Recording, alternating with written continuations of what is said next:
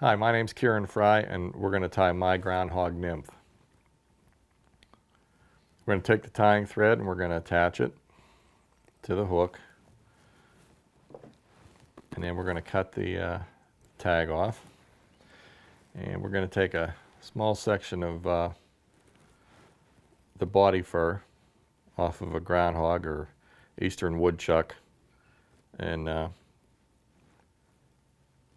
you don't need a lot, just enough to get maybe about 8-10 fibers for a tail. And we're going to cut that fairly short. Clean up the under fur, we don't need that. And I'm just going to even the tips up a little bit, just pull a few of these long ones out. And so we're going to try to end up with about the length of the hook shank. And tie that in.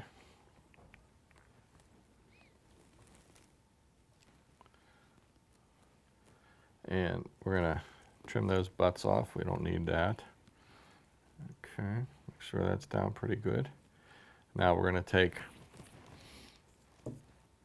some of the Lucent micro chenille. It's a very versatile material. We're going to tie that in. And now if you want to weight this, you could put a few wraps of lead on underneath. I'm not going to do that right now, but you do have that option. And just going to wrap this up.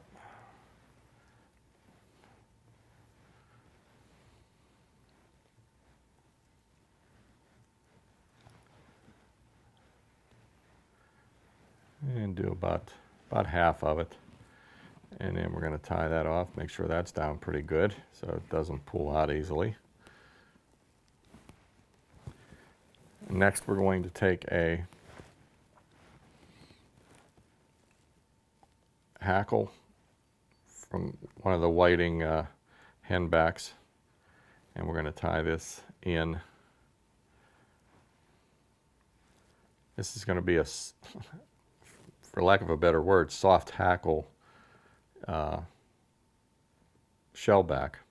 And so I'm not going to take any shellac or anything like that to make it hard. I'm just going to tie the feather in natural the way it is. Now, I've pulled the tips down, stroked it back, and I've cut off, and you can see there's a small V. That V is what I'm going to tie down. Now also, if you notice here in a second when I leave go, I've put the feather in upside down, so I'm using the curl of the feather to my advantage. So whenever I pull it over, it's just going to go right across the top, nice and easy. And we're going to tie that back. Now we're going to take some ice dubbing, and again you can match the hatch on the insect that you're trying to imitate, but this is my version, and I usually use like a rusty brown, and I'm going to make the thorax kind of full. That's going to help hold the feather in place. And actually what you've done is you've also made somewhat legs with using the hackle as the shell back. So tie that just like that, and there we go. Now we can take this and we can pull it up over. And now you can stroke them back a little bit and kind of divide them, if you can see that on what I'm doing here. And so we can pull this forward. We don't need this stuff.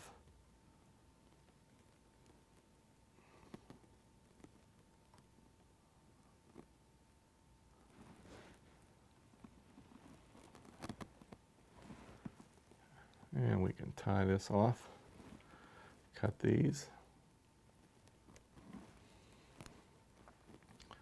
stroke everything back,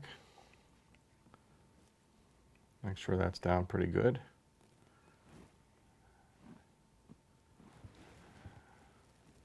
If you got a little errant feather, just trim it up, and then the last thing, just take your whip finisher and whip finish it.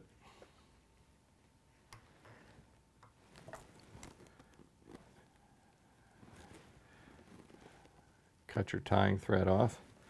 And if you want to, you can turn it over and take your dubbing needle or whatever and just pull a few more fibers out, and that's just going to help a few more air bubbles and give you a little better translucency. But that's my version of a groundhog nymph. Thank you.